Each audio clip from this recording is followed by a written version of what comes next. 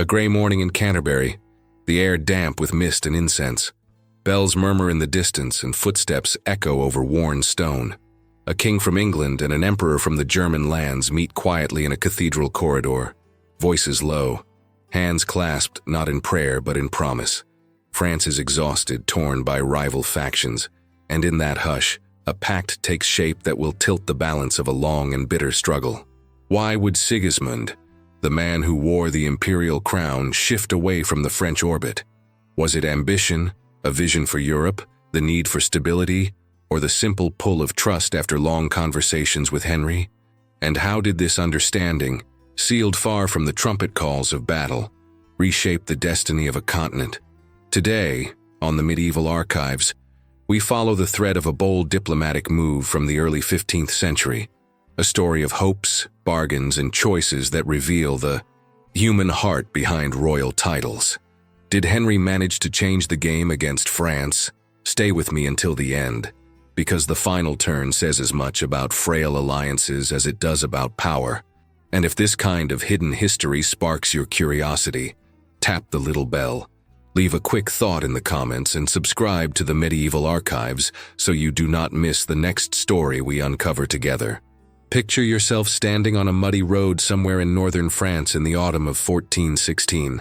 The air smells of damp earth and wood smoke. If you listen carefully, you might hear the distant clang of a blacksmith's hammer, the creak of a cartwheel, or perhaps the nervous prayers of villagers who've learned to hide their grain and livestock at the first sign of armed riders on the horizon. This is a land exhausted by war. For decades now, the kingdoms of England and France have been locked in what we now call the 100 Years' War, though of course no one living through it knew that name yet. They simply knew that peace was a rare and precious thing, easily shattered. By 1416, France wasn't just fighting England. France was fighting itself. Two powerful factions had torn the French nobility apart. On one side stood the Armagnacs, supporters of the Duke of Orléans. On the other, the Burgundians, followers of the Duke of Burgundy. These weren't just political parties arguing over policy. These were armed camps, each controlling different regions, each claiming to speak for the mad king Charles VI, who suffered from bouts of mental illness that left the throne vulnerable and the kingdom adrift. Imagine being a merchant trying to travel from Paris to Lyon, never quite sure whether the next town would be controlled by Armagnacs or Burgundians, whether yesterday's safe passage would be today's ambush. Or picture a peasant family watching their fields get trampled by one army then another, never knowing which lord they were supposed to pay taxes to or which soldiers would demand their food. Into this fractured landscape had come Henry V of England, young and ambitious and burning with a sense of divine purpose. Just the year before, in October of 1415, his army had met a much larger French force at a muddy field near a village called Agincourt. What happened there became legend. The English longbowmen, outnumbered but disciplined, had torn apart the flower of French chivalry. Thousands of French knights died in the mud, weighed down by their own armor. Henry returned to England a hero. Bonfires were lit in celebration. Church bells rang across the kingdom. But Henry was shrewd enough to know that one brilliant victory, however spectacular, wouldn't win him the French crown he believed was rightfully his. Military might could only take him so far. He needed something more. He needed friends. Here's where the story takes a fascinating turn, because England faced a strategic problem that's as old as warfare itself. How do you sustain a campaign far from home when you're surrounded by potential enemies? Henry controlled parts of northern France, yes, but he was essentially leading an island nation, trying to conquer a continental power. Every soldier, every arrow, every barrel of salted fish had to cross the channel. And France, even divided and bleeding, was still France, vast and populous, with resources that dwarfed England's. What Henry needed were continental allies. He needed other European powers to either support him or at least stay neutral, to prevent France from calling in reinforcements or finding sanctuary for its armies. He needed diplomatic victories to match his battlefield ones. And this is where someone unexpected enters our story. Sigismund of Luxembourg, the Holy Roman Emperor. Now you might be wondering why an emperor who ruled over a patchwork of German territories would care about a war between England and France? The answer reveals something fascinating about medieval politics. Sigismund was juggling multiple crises. He was trying to heal the great schism that had divided the Catholic Church between rival popes. He was fighting a religious movement in Bohemia called the Hussites, followers of Jan Hus who challenged church authority. And he was constantly working to maintain his authority over the fractious princes and cities that made up his empire. Money was always tight. Allies were always valuable. And here's the stunning part. Technically, traditionally, the Holy Roman Emperor was supposed to lean toward France. The French kings had long been important partners of the empire. There were ties of custom, of shared interest, of old alliances written on parchment and sealed with wax. But Henry saw an opportunity. Think about what this moment must have felt like for the English king. He'd proven he could win battles, but he knew that victories fade, and that gold, well-placed promises, and strategic friendships could accomplish what 10,000 soldiers could not. There's a saying attributed to Henry, whether he actually said it or not, that captures his thinking perfectly. The lion does not hunt with his own claws, but with cunning. So Henry made his move. He sent messengers. He offered terms. And crucially, he offered something Sigismund desperately needed: gold to fund his wars against the Hussites, and political support at the Council of Constance, where the fate of Jan Hus and the future of the church were being decided. You might find yourself asking, how could an emperor justify turning away from France, a long-time ally, to embrace England? It's a very human question. We'd like to think that rulers operate on principles, on honor, on loyalty. But Sigismund was a pragmatist living in desperate times. He looked at divided France, at ambitious England, and he calculated where his best advantage lay. Perhaps he reasoned that England was winning anyway, so why not benefit from backing the likely victor? Perhaps he saw Henry as a force for stability, who could end the war and restore order to Europe. Or perhaps more simply, he needed English gold, and couldn't afford the luxury of old loyalties. Medieval chronicles, written by observers who saw these events unfold, capture the cynicism of the age. One writer noted with bitter clarity, "Loyalty is a coin worth less than power."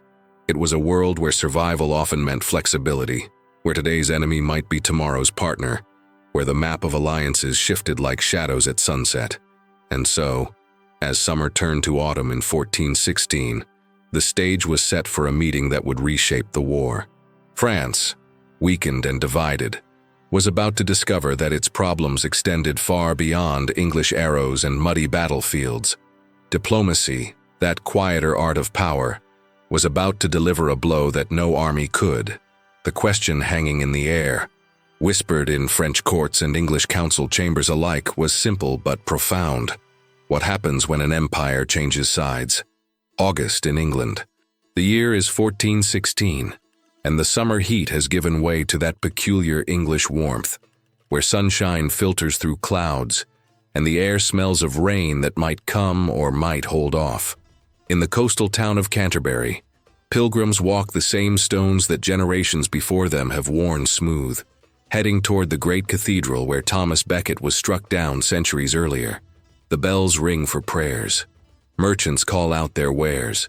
Children chase each other through narrow streets, and into this ordinary scene comes someone extraordinary, though almost no one recognizes him. Imagine the challenge Sigismund faced. Here was the Holy Roman Emperor, one of the most powerful men in Europe, traveling to meet the English king. But he couldn't simply arrive with trumpets and banners announcing his presence. Think about why. If word got out that the emperor was negotiating with England, the French would know immediately that something had shifted in the balance of power. Ambassadors would rush to Paris. Letters would fly. The whole careful dance of diplomacy would collapse before the music even started. So Sigismund traveled in disguise. Try to picture this for a moment. A man accustomed to ceremony, to being addressed with elaborate titles, to having servants attend his every need, now dressed in simpler clothes, perhaps claiming to be a merchant or a minor noble traveling on business. He would have brought a small retinue, just enough people to avoid suspicion. Too grand an entourage would draw attention. Too small would seem strange for someone of any importance. The journey itself must have been an adventure. Crossing from the continent to England meant boarding a ship and trusting yourself to the channel, those unpredictable waters that could be calm as glass 1 hour and churning with whitecaps the next. Did Sigismund feel anxious, sailing toward this secret meeting? Did he rehearse in his mind what he would say to Henry, how he would justify what he was about to do? When he arrived in Canterbury, the meeting took place away from public eyes. The details of exactly where they spoke, what rooms they used, even the precise words they exchanged, these things weren't written down in any document that survived. In fact, something remarkable happened. The actual records of their negotiations were destroyed, burned. Think about what that means. Think about what that, in an age where scribes carefully recorded treaties and agreements, where royal clerks documented even minor business, someone decided that the details of this conversation were too sensitive to preserve. Perhaps it was Henry who ordered it. Perhaps it was Sigismund. Or perhaps both men agreed that some things were better left unrecorded, known only to those who needed to know. But we do know what was offered, because the results of the meeting made it clear. Henry dangled before Sigismund exactly what the emperor needed most. First, gold. Real, tangible wealth that could pay soldiers, buy supplies, and fund the emperor's ongoing struggle against the Hussite movement in Bohemia. These were followers of Jan Hus, a reformer who had challenged church teachings, and whose execution had sparked a rebellion that threatened to tear Bohemia apart. Fighting rebels is expensive, and Sigismund's treasury was strained. Second, Henry offered something perhaps even more valuable than gold: political support at the Council of Constance. Now, you might not immediately recognize why this mattered so much, so let me paint the picture. The Catholic Church in 1416 was in crisis. For decades, there had been multiple popes, each claiming to be the true successor of St. Peter, each declaring the others illegitimate. This wasn't just a theological problem. It was tearing Christendom apart. Kings didn't know which pope to obey. Bishops didn't know which one could validly appoint them. The faithful were confused and anxious about their salvation.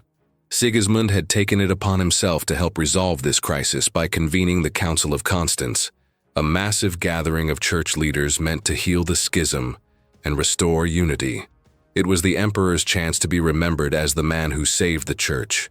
But councils are political creatures, full of factions and competing interests. Having England's support meant having votes, influence, and weight behind Sigismund's preferred outcomes. And there was more. The council was also dealing with Jan Hus himself, who had been promised safe conduct to come and defend his ideas. Hus had trusted that promise and traveled to Constance, only to find himself arrested and eventually condemned. This was already happening as Sigismund and Henry met, and the emperor needed allies who would support his handling of this explosive situation. So here's what the meeting in Canterbury really represented. Two men sitting across from each other, probably with wine on the table and maps spread before them, making calculations about the future. For Henry, this was a chance to isolate France, to ensure that no continental power would come to French aid. For Sigismund, it was a chance to secure the resources and backing he desperately needed for his own challenges. And then came the moment of commitment. They signed a treaty right there in Canterbury Cathedral. Picture the scene. The cathedral with its soaring arches and colored lights streaming through stained glass windows. The smell of incense lingering in the air. Perhaps they signed in one of the side chapels, away from the main altar where services were held. The scratch of quills on parchment. The press of seals into warm wax. And with those simple physical acts, the political landscape of Europe shifted. Here's the astonishing part. The French clergy, who had informants and contacts throughout Europe, didn't learn about this treaty for months. Months. In a world where information traveled by messenger on horseback or by ship when winds were favorable, it was possible to keep secrets, even big ones. The treaty was signed in August, but by the time French bishops and advisors realized what had happened, autumn had turned to winter, and the strategic damage was already done. A medieval chronicler, watching these events unfold and perhaps feeling the weight of their cynicism, wrote something that has echoed down through the centuries. Loyalty is a coin worth less than power. It's a harsh judgment, but you can understand where it came from. To observers at the time, Sigismund's choice to abandon France and embrace England looked like naked self-interest, like a man choosing gold over honor. But was it really that simple? Put yourself in Sigismund's position for a moment. He was trying to hold together an empire, end a religious war, heal the church, and maintain his own authority against challenges from all sides. When Henry offered him practical help with his most pressing problems, could he afford to refuse out of loyalty to France, which was itself torn apart and unable to offer him anything in return? These are the kinds of choices that rulers faced, and still face today. The clean lines of loyalty and betrayal that we might prefer rarely exist in the messy reality of politics. Sigismund made a choice. Whether it was the right one, well, that depends on whose perspective you take. And now word would eventually spread. Messengers would carry news across the channel. In Paris, in the courts of the warring French factions, people would learn that the emperor had changed sides. The question that must have haunted French nobles and advisors as they realized what had happened was both simple and terrifying. What would they do now? How do you respond when the political ground shifts beneath your feet, and an ally becomes, if not an enemy, then at least a cold, neutral observer who has chosen to look away? The treaty signed in Canterbury Cathedral would ripple outward, changing calculations and plans, affecting thousands of lives in ways both large and small. And Henry, returning to his royal business, must have felt a deep satisfaction. He had won a victory without drawing a sword, without losing a single soldier. He had proven that sometimes the quietest rooms hold the most consequential moments. Now here's something worth considering. Was Henry's strategy brilliant or underhanded? Was it the mark of a wise king who used every tool at his disposal? Or was it a kind of betrayal of the ideals of chivalry and honor that were supposed to govern medieval warfare? Take a moment to think about that. If you find this kind of medieval intrigue fascinating, if you're curious about the strategies and decisions that shaped our world, then make sure you're subscribed to the Medieval Archives. Hit that like button, drop your thoughts in the comments below, and share this video with anyone who loves diving deep into real history. There are so many more stories like this one waiting to be told, and I'd love to explore them with you. The news traveled slowly at first, like ripples spreading across a pond, then faster as understanding dawned in French courts and council chambers. The Holy Roman Emperor, who should have been at least sympathetic to France, had withdrawn his support. More than that, he had made his peace with England. France, already divided against itself, was now diplomatically alone. Try to imagine being a French noble in the winter of 1416 and 1417, receiving this news. You're already exhausted from the internal conflicts between Armagnacs and Burgundians. Your people are tired, your treasury is depleted. You've lost thousands of knights at Agincourt, and now this. The realization must have felt like a door closing, like watching storm clouds gather on the horizon, and knowing there's nowhere left to seek shelter. Henry understood exactly what he had accomplished. With Sigismund neutral, no major continental power would come to France's aid. There would be no relief army marching from the east, no diplomatic pressure on England to negotiate, no threat of a wider European coalition forming against English ambitions. France was isolated, and Henry was free to press his advantage. In the summer of 1417, Henry made his move. He gathered his forces and crossed the Channel once more, this time with a clear strategic goal: the conquest of Normandy. This wasn't a raid or a quick campaign. This was the beginning of systematic occupation, the building of an English kingdom on French soil. The campaign was methodical, almost relentless. Town by town, castle by castle, Henry's forces advanced through Normandy. Some places surrendered quickly, their leaders calculating that resistance was futile. Others held out, their defenders fighting from behind stone walls, hoping for relief that never came. And always, in the back of French minds, was the knowledge that no emperor would ride to their rescue, that they were fighting this alone. By the following year, 1418, Henry stood before the walls of Rouen, the capital of Normandy and one of the greatest cities in France. Rouen was wealthy, well-defended, and strategically vital. Controlling Rouen meant controlling the Seine River, the main artery connecting Paris to the sea. It meant having a foothold that could never be easily dislodged. The siege that followed was long and grinding. Picture the scene outside those walls. English soldiers dug in for winter, building camps and fortifications of their own. The smell of wood smoke from countless cooking fires would have hung in the cold air. The sound of hammers and saws as carpenters built siege engines. The nervous bellowing of cattle and horses. The constant awareness that everyone on both sides of those walls was waiting. Inside Rouen, the situation grew desperate. Food supplies dwindled. People who had never known real hunger learned what it meant to have empty bellies day after day. City leaders sent messengers riding hard toward Paris, toward anywhere that might send help.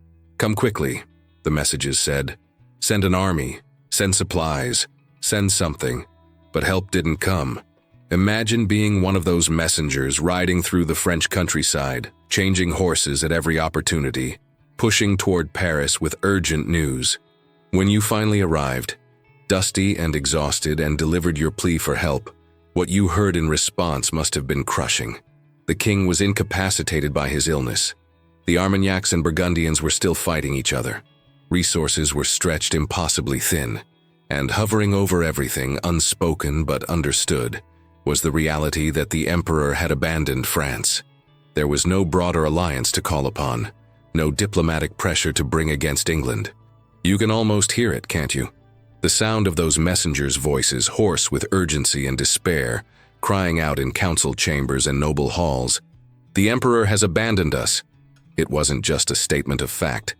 It was a recognition that the rules of the game had changed, that the careful balance of European politics had tilted decisively against France. The smell of gunpowder was becoming more common in these conflicts too. Cannon were still relatively new weapons, unpredictable and difficult to use, but they were changing warfare. The acrid smoke, the thunderous boom that could be heard for miles, the way stone walls that had stood for centuries could be shattered by iron balls propelled by explosive force. It was a new world emerging from an old one, and France was on the losing side of that transition. In January of 1419, after months of siege, Rouen surrendered. The gates opened, and English soldiers marched in. For Henry, it was a triumph that vindicated everything the Treaty of Canterbury had made possible. Without that diplomatic victory, without the neutrality of the emperor, this conquest might have been impossible, or at least far more difficult. France might have found allies, might have marshaled a relief force, might have turned the tide. Instead, Henry now controlled Normandy. He had a secure base in France, ports to supply his armies, rich farmland to feed them. He was no longer just a raider or an invader. He was becoming a conqueror, a king, building a realm. The strategic brilliance of what Henry had accomplished becomes clear when you step back and look at the whole picture. He had won at Agincourt with arrows and discipline. But he was winning the war with diplomacy and gold, with treaties signed in quiet cathedrals, with promises made to emperors who needed what he could offer. Military force and political cunning working together, each making the other more effective. You know, it makes you think about how power really works, doesn't it? We often imagine that history is shaped by great battles and heroic charges, by courage and strength of arms. And those things matter, certainly. But sometimes the most important moments happen in private conversations, in deals made away from public view, in the careful calculation of interests and opportunities. Henry understood this deeply. He knew that isolating France diplomatically was worth more than winning another battle, because it made every future battle easier to win. The fall of Rouen sent shockwaves through France. If Normandy could fall, if a city as great as Rouen could be taken, what was safe? Where could resistance hold? The psychological impact was perhaps even greater than the military one. People began to wonder if English rule was inevitable, if Henry's claim to the French throne might actually come true. And through it all, the memory of that treaty signed in Canterbury lingered like smoke in the air. A piece of parchment sealed with wax in a cathedral far from any battlefield had changed everything. It had shown that in the chess game of medieval politics, sometimes the most powerful move isn't the one anyone sees coming. France would remember this lesson, though it came at a terrible cost. The war was far from over, and the story would twist and turn in ways no one in 1419 could have predicted. But the Treaty of Canterbury had done its work. It had given England the opening it needed, and Henry had driven through that opening with everything he had, The question now was how much further he could go, and whether France, isolated and weakened, could find a way to survive. Now, I promised you something surprising at the beginning of this journey, and here it is. The Treaty of Canterbury, for all its careful negotiation and strategic importance, didn't last. In 1419, just 3 years after that secret meeting in the cathedral, Sigismund changed his mind. He withdrew from the alliance with England and attempted to restore his relationship with France. You might be wondering why. Perhaps the political situation in the Holy Roman Empire had shifted. Perhaps French diplomats made him a better offer.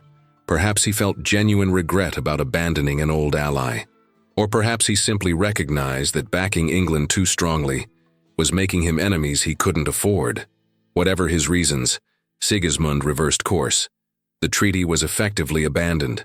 But here's the thing, and this is what makes history so fascinating. It didn't matter. The damage, as they say, was already done. Think about it. From 1416 to 1419, Henry had enjoyed 3 years of diplomatic freedom. 3 years without worrying about imperial intervention. 3 years to conquer Normandy, to establish English administration in French territories, to build a position so strong that no reversal of alliances could easily dislodge him. Rouen had fallen. The French factions were still tearing each other apart. The psychological blow of isolation had weakened French resolve. By the time Sigismund tried to walk back his support for England, the map had been redrawn. Henry wasn't just a claimant to the French throne anymore. He was a conqueror holding vast territories, with resources and momentum on his side. Changing the emperor's position couldn't change those facts on the ground. And then came the culmination of everything Henry had been working toward. In 1420, exhausted and desperate, the French signed the Treaty of Troyes. Take a moment to appreciate how extraordinary this was. The treaty recognized Henry V of England as the heir to the French throne. Not just a claimant, not just a pretender. The official recognized heir who would inherit the kingdom when the current French king, Charles VI, died. It was a stunning achievement. Imagine being English and hearing this news. Your king, the man who had led you to victory at Agincourt, who had conquered Normandy, was now going to be King of France. 2 kingdoms united under one crown. It must have seemed like destiny, like the fulfillment of a divine plan. For the French, particularly for those who opposed this treaty and supported the disinherited Dauphin Charles, it must have felt like the end of everything. Their kingdom, which had existed for centuries, was being handed over to a foreign ruler. The humiliation, the grief, the anger, all of it was almost unbearable, and it all traced back, at least in part, to that meeting in Canterbury 4 years earlier. The treaty that Sigismund later abandoned had given Henry the time and space he needed to create an irreversible situation. Even when the emperor changed his mind, the consequences of his original choice continued to unfold. There's a profound lesson here, one that shaped not just the end of the 100 Years' War, but the way European politics would work for centuries to come. Henry had demonstrated something that every ruler after him would remember. Diplomacy could be worth more than 1,000 knights in armor. A well-timed alliance, a strategic treaty, the careful cultivation of neutrality in the right places. These things could accomplish what no army could achieve alone. Before this, medieval warfare was often thought of in terms of feudal obligations and military might. You gathered your vassals, you mustered your armies, you fought. Diplomacy existed, of course, but it was often seen as secondary to martial prowess. Henry showed that the reverse could be true, that winning the diplomatic game could make military victory not just possible, but almost inevitable. This insight would echo through European history. Future kings and queens would invest heavily in diplomatic networks, in spies and informants, in the careful management of alliances, the balance of power that would define European politics for the next several centuries. That intricate dance where nations formed and reformed alliances to prevent any single power from dominating. That system has its roots in moments like the Treaty of Canterbury. But let me ask you something, and I want you to really think about this. If you were Sigismund, what would you have done? Put yourself there, in his position. You're the Holy Roman Emperor, dealing with religious war in your territories. trying to heal a divided church, constantly short of money and resources. England offers you gold, political support, practical help with your most pressing problems. In exchange, all you have to do is step back from France to remain neutral in a conflict that isn't really your fight anyway. Do you refuse out of loyalty to old alliances that aren't helping you solve your current crises?